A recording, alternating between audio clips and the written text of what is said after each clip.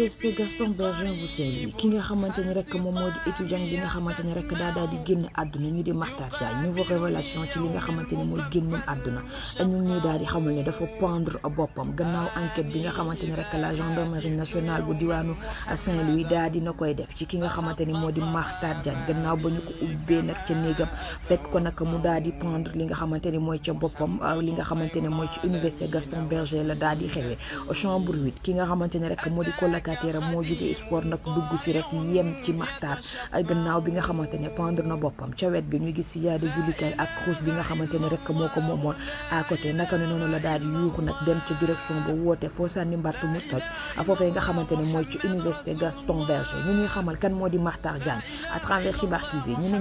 ñuy xamal ne kat en 2020 la daal di am li nga xamante ne moo di baccalauréat première du centre waaye gannaaw loolu ab diir lañ ci teg ab feebar naka daal di ci koy wuyu si mu yàq carrière am ñaar ñett mu tëdd feebar mu doonoon koo xamante ne rek daawul génn ci nit ñi daawul dem ci nit ñi nee na naka noonu moom Makhtar gannaaw lettre bi nga xam ne rek da ko planifié woon ba noppi avant sa suicide gannaaw bi nga xamante ne rek génn na àdduna naka noonu rek la Makhtar daal di publier li nga xamante ne rek moo di lettre via Facebook nga xam ne da ko programmé woon ba noppi bi lee lettre li muy daal di xam ne jëmm ji nga xamante ne moo di Makhtar Diagne ñu ne Sénégal duñ la xam dañ lay jugé waaye itam ay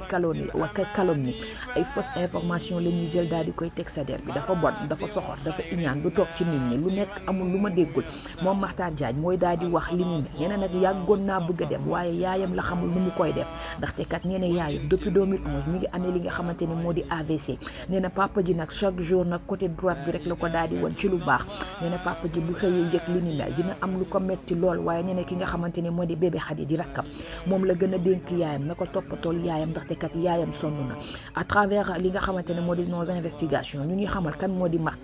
Makhtar nag doonoon élève boo xamante ne ñu ñuy daal di xamal ne sax ci li nga xamante ne rek moo jëm ci major de sa promotion moom Makhtar lépp loo xamante ne am na ko ci diwaanu bourse daka daan yónnee yaayam du bàyyi dara ci li nga xamante ne moom moo di poche am ci diwaanu université Gaston Berger ñu ñuy xamal kan mooy Makhtar ñi nga xamante ne rek ñoo di ses voisins ñi nga xamante ne ñoom ñoo di ses amis ñoom ñëpp nee nañ Makhtar ku dal ku teey koo xamante ne doo ko xool xam ni kii dafa amee feebar doo ko xool ni kii dafa amee métit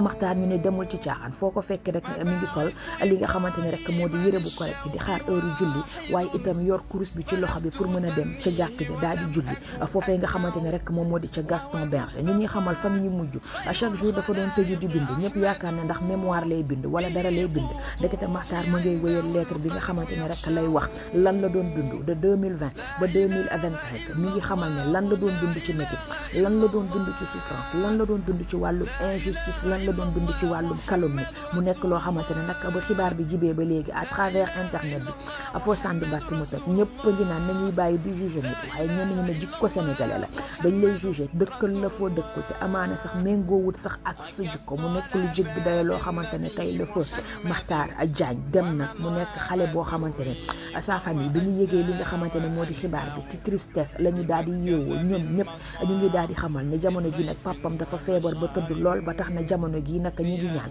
nguuru Sénégal jàppale famille ki nga xamante ne moo di Makhtar li tax nag ci olof ñu ne mu daal di xaru kenn xamu ko naam l'islam dafa daganal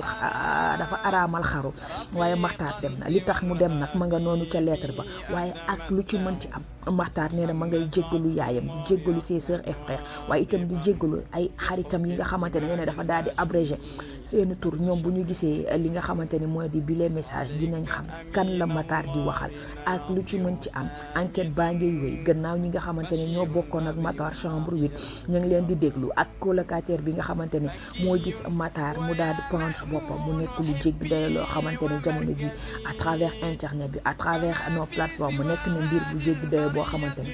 ku ne ngi ci yëy di ci yaay bi jëmale ko ci Makhtar Diagne ñi nga xamante ne rek dem na ci diggu ndëndam doon xale waaye itam nekkoon ku brillant nekkoon xale bu set nekkoon xale boo xamante ne ñëpp ko bëgg ci diwaanu université Gaston Berger si on se rappelle ñu ngi gis